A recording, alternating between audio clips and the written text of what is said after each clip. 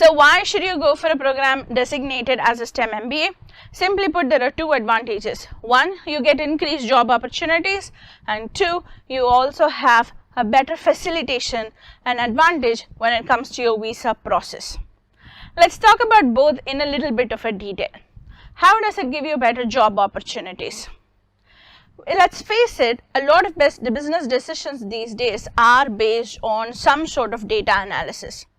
For example, if you're working in marketing, you might want to study competitor analysis. You might want to do a trend analysis of what's happening in the market.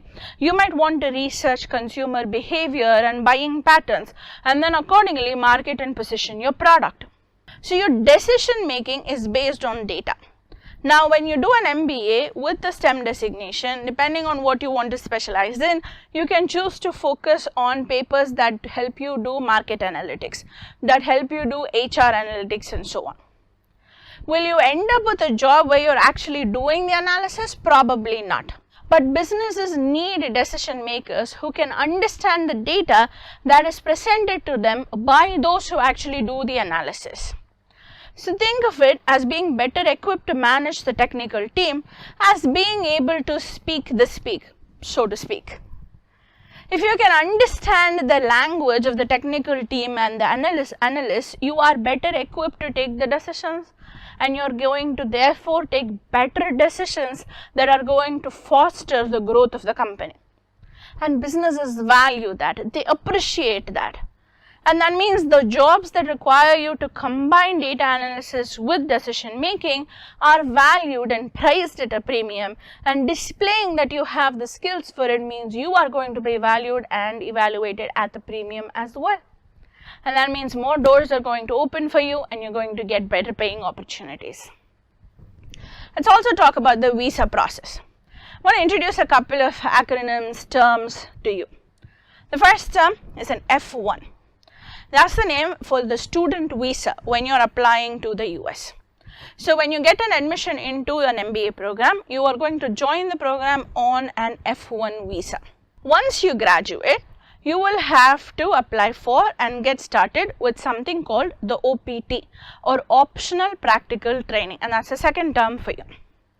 An OPT is typically awarded for a 12-month period, where you're telling the US government, I want to stay in this country and get some practical experience that is related to what I study.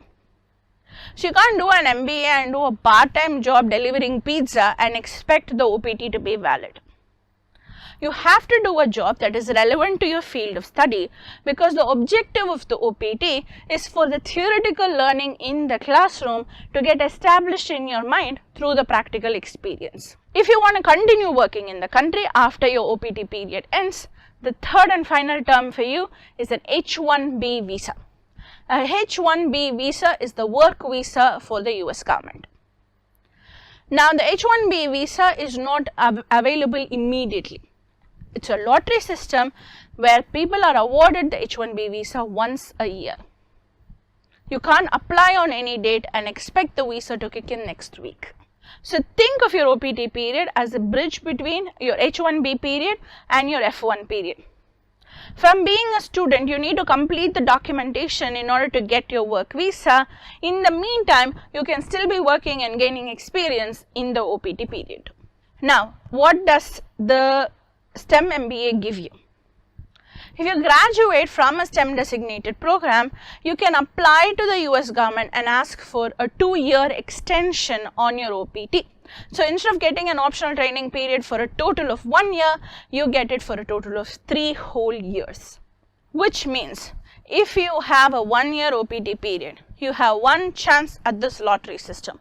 If you don't get your H-1B visa in that one chance, your OPT is out, you haven't got an H-1B visa yet, that means you have to relocate out of the country.